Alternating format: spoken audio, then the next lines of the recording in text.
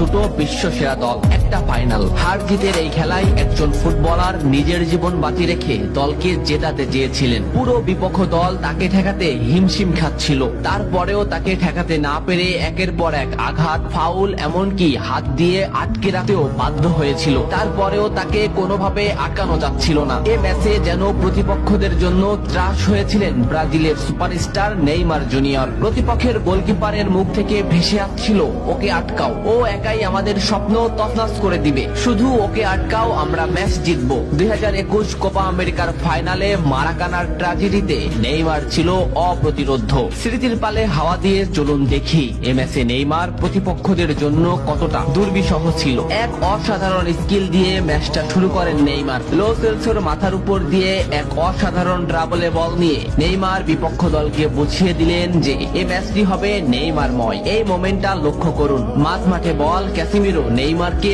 বল দিল। এই মোমেন্টে পিছন থেকে দি বল, সামনে থেকে আর্জেন্টিনার আরেকটি খেলোয়াড় সরাসরি নেইমারের পায়ে ট্যাকেল করলো। এভাবেই চলতে থাকে ম্যাচ। ম্যাচের 12 মিনিটে নেইমারের উপর যে আক্রমণ চলছে তার কিছুটা প্রমাণ মেলে। প্রতিপক্ষের খেলোয়াড়রা নেইমারের প্যান্টি ছিঁড়ে ফেলে, নেইমার সেটা রেফারিকে দেখায়। ম্যাচের 15 মিনিটে আবারও নেইমার বল নিয়ে সামনে আগাচ্ছে, কিন্তু আর্জেন্টিনার একটি খেলোয়াড় তাকে সরাসরি পায়ে ট্যাকেল করে, মাটিতে গড়িয়ে পড়েন তিনি। এত কিছু করেও নেইমারকে তারা আটকাতে পারছিল না। ম্যাচের এই মোমেন্টটা লক্ষ্য করুন, লেফট সাইড থেকে বল টেনে নিচ্ছে নেইমার। এই মোমেন্টে নেইমারকে ঘিরে আসছে প্রতিপক্ষের 4টি খেলোয়াড়। দুটি খেলোয়াড় সরাসরি নেইমারকে পায়ে ট্যাকেল দিলেন, মাটিতে পড়ে গেল নেইমার, কিন্তু নেইমার ঠিকই পাকুয়ে তাকে বল দিয়ে দিলেন। ডি বক্সের সামনে নেইমারের পায়ে বল, বলে না হিট করে সরাসরি নেইমারের পায়ে হিট করে ডিপল নেইমারকে ফেলে দিল। ডিপলকে এক সাংবাদিক প্রশ্ন করেছিল, কোন ফুটবলারকে আটকাতে তোমার সব থেকে বেশি কষ্ট হয়েছে? ডিপল নিঃশ্বাস নেওয়ার আগেই বললেন নেইমার। কোপা আমেরিকার ফাইনালে নেইমার ছিল